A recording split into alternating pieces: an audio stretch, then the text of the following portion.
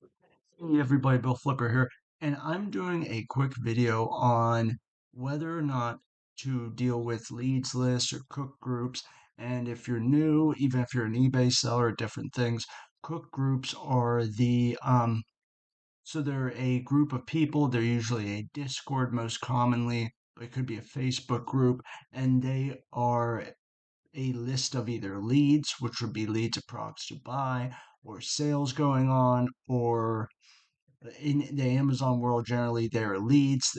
Many of them are limited. So if it's an actual list, like an Excel spreadsheet, they will be sold maybe to 20 people or 30 people. So the theory is, so if it goes to like 500 people, everyone's going to go out and buy this. And with supply and demand, these prices will tank. And first off, it's never limited to 20 people. Now, it may actually be, so the person who finds these leads may actually limit it to 20 people.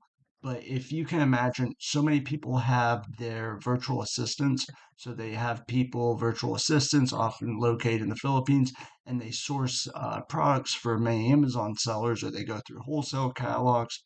Well, they commonly also buy leads lists. So if I have to give someone, let's say, 10 leads a week, and I'm being paid for that, they'll also get these leads lists and throw those in there. I mean, it's just kind of common sense.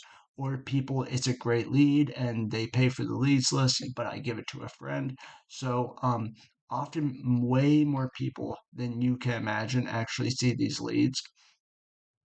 So what I'm in, and I think I bought some. I've at least gotten some samples. I was never like super impressed, though. I also know people who really stand by them and have had quite success. Most people use them much more. Wow, looks like my fingers all lit up. But more people use them for like knowledge of when sales occur. They look at them for new websites. So real quick, leads list has the product, the website, the profit. Um, and if maybe if it's has any things you need to be approved, those types of things to sell it on Amazon. Maybe if it's the hazmat, so it has all these lists, and many people use them to find website sales. Like if you think about it, even if you source like 10 major sites, maybe like I never look at Barnes and Noble, and then I'll be alerted if there's a huge new Barnes and Noble sale. But I'm a member of Flip Flip. I got it in years and years ago.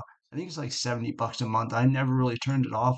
And I'm sure it at least has it pays for itself throughout the month because they have an FBA channel. They have all kinds of different drops. So they'll alert you when there's Nike drops, Stanley drops.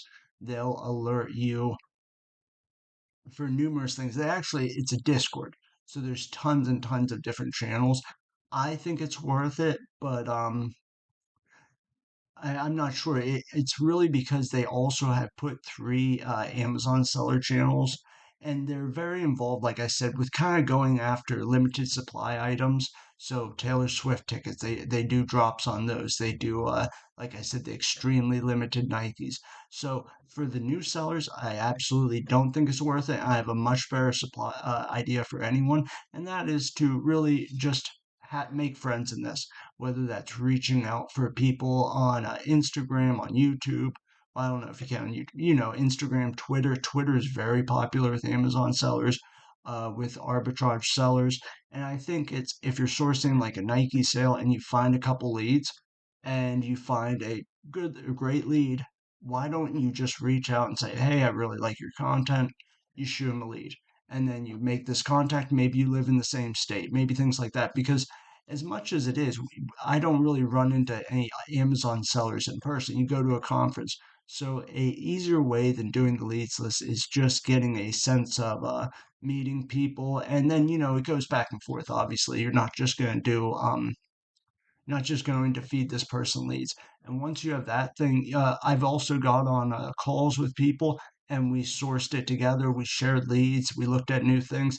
And there was really, it's kind of funny because in my head at first, I always thought like, oh, they're going to rip me off. They're going to find out all my best places. And it's completely the opposite because they would give me their good places and I've almost never sourced them again. It was really just an activity to see what we were seeing and also see some of the simple errors that they were catching in my sourcing and that I was catching with their sourcing. So, like I said, before you buy a leads list, I would really just follow a ton of people on Twitter and Instagram, reach out to them, share some leads, and like I said, I think that's the best way to do it. So that's my advice for today. I got a second video dropping and it's got a catchy title, so I'll have that one too. Everybody have an amazing day. 2024 is going to be the best year ever. See ya.